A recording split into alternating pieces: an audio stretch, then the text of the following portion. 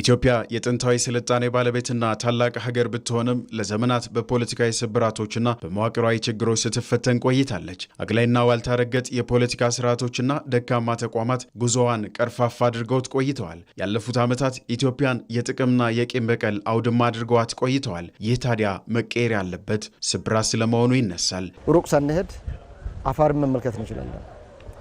አፋር በትናንትናው አስተሳሰብ በዚህ ቦታ ላይ ሆኖ መናገር አይችልም። በዚህ ቦታ ላይ ሆኖ ኢትዮጵያን ለመለወጥ የሚያስችለው ሐሳብ የሚያመነጭበት ሁኔታ አልነበረም።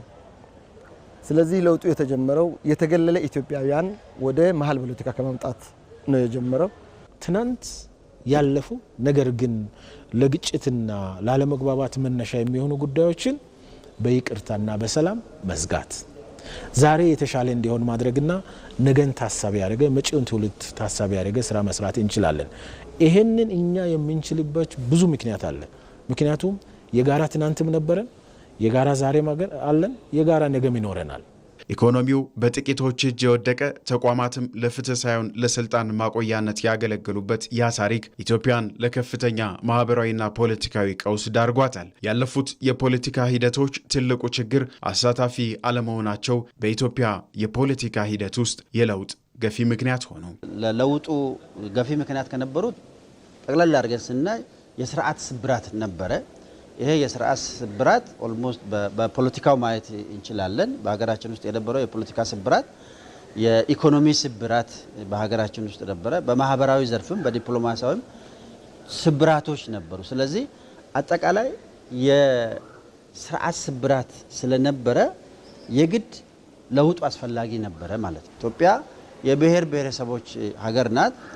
ይሄንን ሀገር በአንድ ወጥ ወይ ደግሞ ከምዕራቦች ወይ ደግሞ ከምስራቁ ዓለም በተቀዳ የፖለቲካ እሳቤ ኢትዮጵያን ልትመራ አትችልም ማለት ነው። ስለዚህ ኢትዮጵያን የሚመስል ኢትዮጵያን ሊያሻገር የሚችል ከኢትዮጵያ ነባራዊ ሁኔታ የተቀዳ አካሄድ እና ሀሳብ ያስፈልጋል ማለት ነው። እነዚህን ስብራቶች በመጠገን ያለፈውን ስኬት የሚያጸና ጉድለትን የሚሞላና የሀገሩን ሰርዶ እንዲሉ አዲስ ሀገር በቀል የፖለቲካና ኢኮኖሚያዊ ፍልስፍና አስፈላጊነቱ ግድ ብሏል። የመደመር እሳቤ በኢትዮጵያ ውስጥ በፊት ከነበረው ሀሳብ ወጣ ባለ መልኩ ለምን በመጀመሪያ የነበረው ኢትዮጵያ ውስጥ የነበረው እሳቤ አፍርሶ እንደገና የመገንባት የማጥፋትና ከዜሮ የመነሳት አካሄድ ነበረ።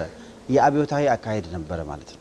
ስለዚህ አዲሱ አካሄድ በሪፎርም መንገድ ከባለፈው ጥሩ ነገሮችን የመውሰድና የተበላሸውን የማስተካከልና ለቀጣይ ትውልድ የመስራት እሳቤን ይዞ መጣ ማለት ነው። መደመር አንዱን ቤተኛ አንዱን ደግሞ የውጪ አድርጎ ይመለከት የነበረው ኢህአዴግም ከዛ በፊትም የነበሩት የአግላይ አካሄድ አዲስ የመጣው ምንድነው?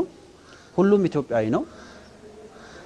ሁሉም ኢትዮጵያዊ በኢትዮጵያ ጉዳይ ያገባዋል በሚል የዳር ተመልካች የነበረውን የፖለቲካ አካሄድ ወደ መሃል የመጣና አንዱ በኢትዮጵያ ውስጥ የነበረውን የፖለቲካ ስብራት ለመጠገን ወይ ደግሞ ለመመለስ ነው ማለት ነው። ኢትዮጵያ ከነዚህ ስብራቶች እንድትድን ከቂም በቀል የጸዳና ሁሉም ዜጋ በእኩልነት የሚያሳትፍ አዲስ ምዕራፍን ጀምራለች። በውይይት የታጀበ ጉዞን በማድረግም ኢትዮጵያን የቀጠናው ተምሳሌት ማድረግ የሁሉም የቤት ስራ ሆኗል።